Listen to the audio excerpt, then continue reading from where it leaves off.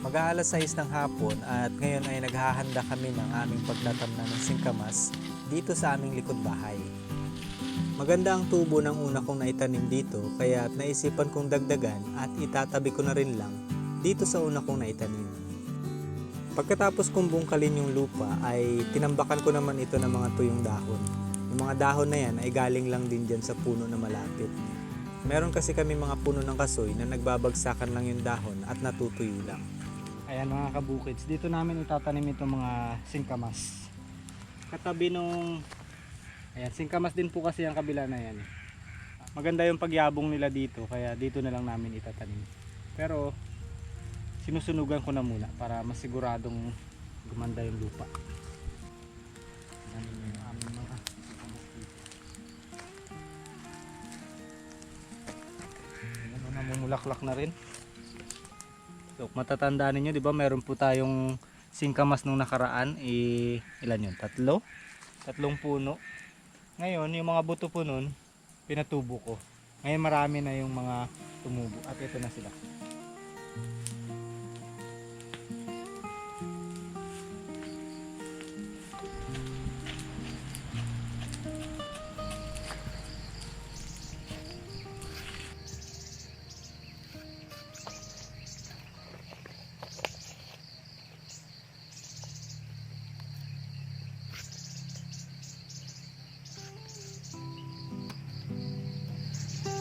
Dahil matagal bago lumamig yung sinunugan kong lupa kahapon at inabutan na rin kami ng gabi, ngayong umaga ko na lang ipagpapatuloy yung aking pagtatanim.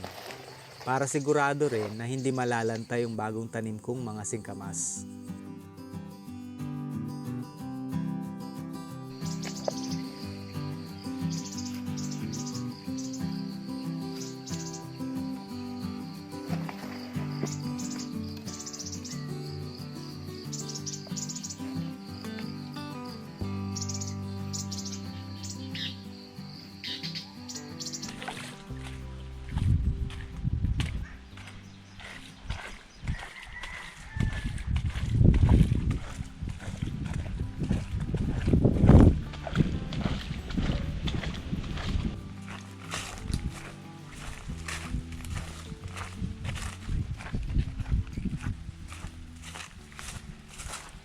Papunta ako ngayon sa bundok, guys, at mangunguha ako ng mga kahoy na gagapangan ng aking mga sigarilyas. At yung aking bataw, pinagsama ko na para isang gapangan na lang. So dito marami ako makukuhang mga kahoy na pwedeng pagapangan. Yung madali lang siyang kunin at saka hindi naman gaanong mabigat. Medyo talagang matindi na yung init ng panahon, no? Dry na yung mga damo, kaya nauuso na naman tong mga wildfire. Katulad nito sa gilid ng dinadaanan ko na to, meron na namang nasunog na mga damo dito.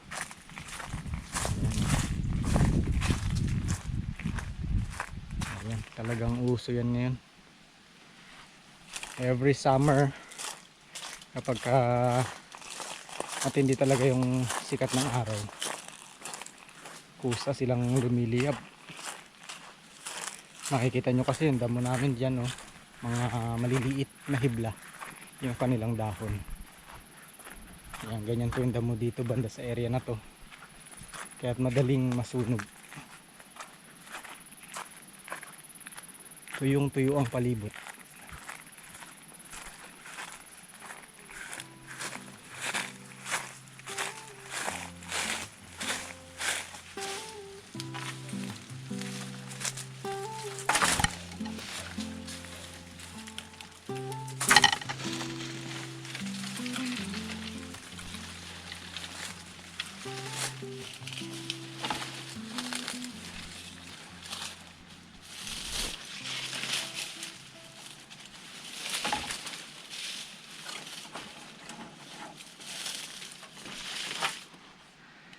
Yun lang masarap dito kapag nandito sa bundok. Ang daming mga huni ng ibon na iba't ibang klase. Napakasarap sa tenga.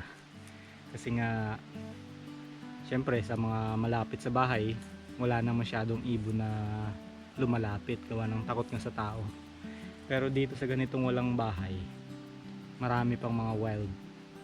At nakakatuwa lang silang panoorin dyan na palipad-lipad sa mga puno, palipat-lipat ng mga sanga. Ayun, meron namang isa pa.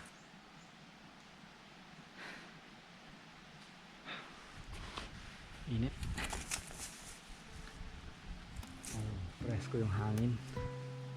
Mainit sa paligid, pero dito naman kapag nakapalilim sa ilalim ng puno, presko naman.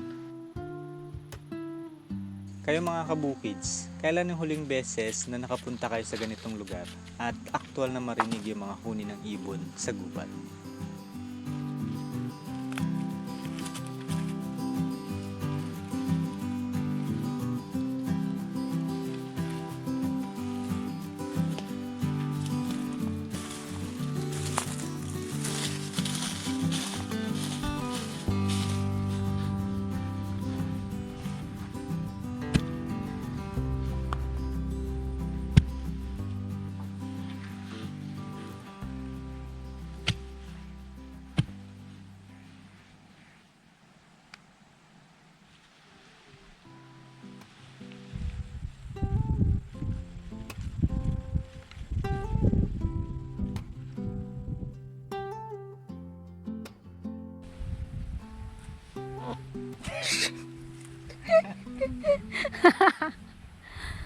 Naipit.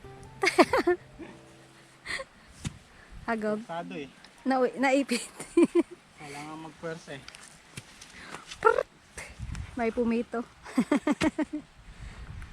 Sobrang tindi ng labanan. Kailangan ng malakas na power. Kapag kargado yung tiyan, hindi ka makakabulo ng ganyan. Kailangan bawasan mo ng Hangin. hangin.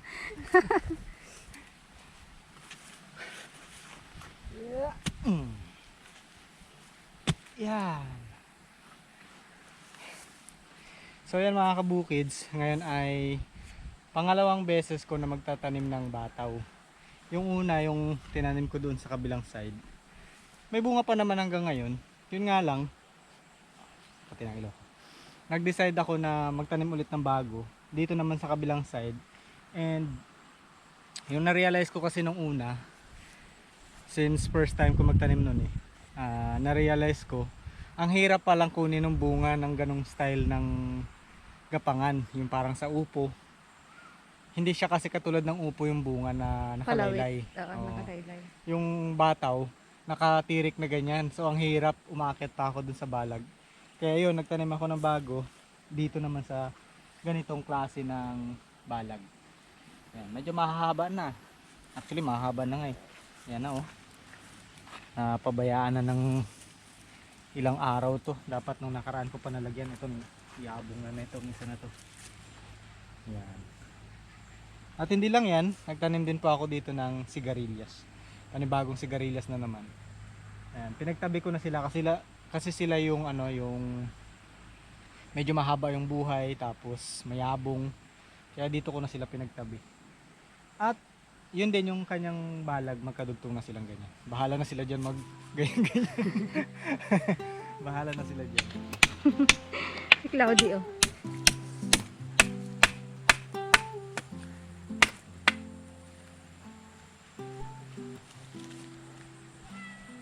Sige nga daw. Kung pwede ka nang sumali sa circus. Oh. Hoy!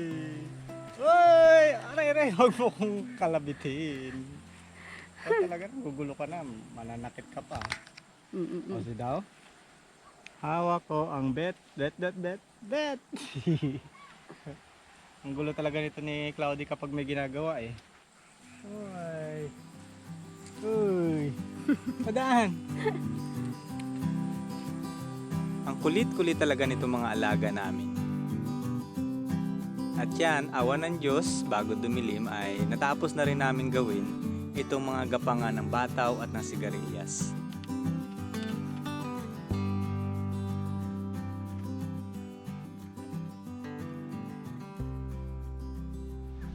mga kabukids, mag-harvest na kami nitong mga mustasa.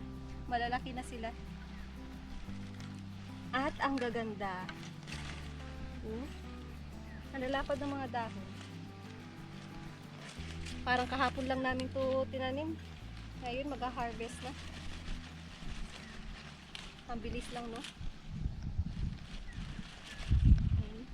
Ang gaganda. Yung malalaki lang ang kukunin ko. Kasi baka hindi mabili kaagad, malanta.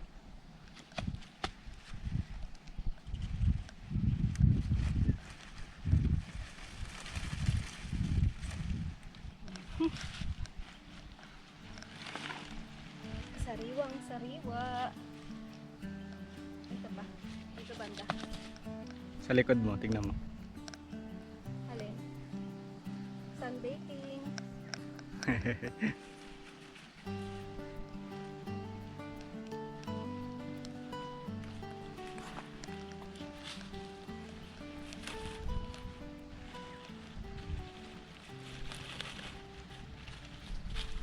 ganda. Nakakatuwa. Yung katabi niyan guys ay mga pechay pero hindi pa malalaki. Mga 1 linggo yan, maha-harvest na rin.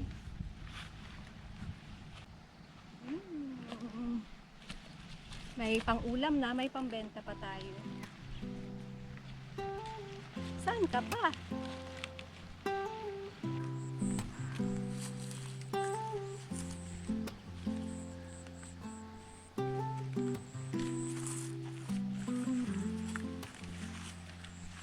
Ang hirap paabot. Yeah. Yeah. Buti na lang may drum.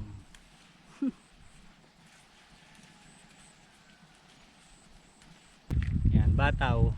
Ganito siya kahirap harvestin mga kabukids, kaya nagtanim ulit ako ng bago dun sa kabila. So, sa mga susunod na araw, aalisin ko na ito. Papalitan ko na ng panibagong tanim. Yung dito kasi naglagay na rin ako ng pipino. Ayan. Magaganda na sila.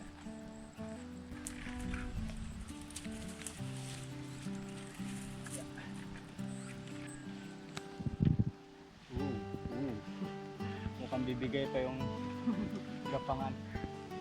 Ayan, ang daming bunga dito oh. Pungpung.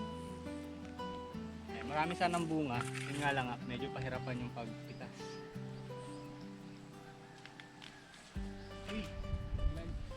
Ayan, sa harapan mo. Saan? Ayan. Ito? Yan.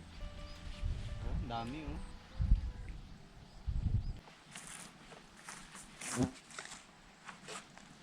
Magaganda oh.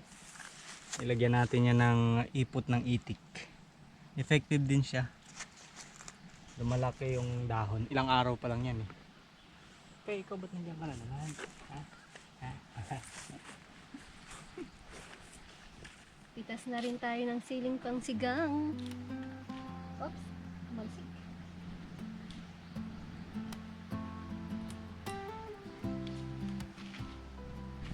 Malalaki lang muna, no?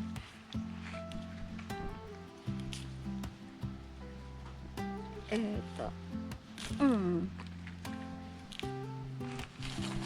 Ate, maraming malalaki. Maraming malalaki dito.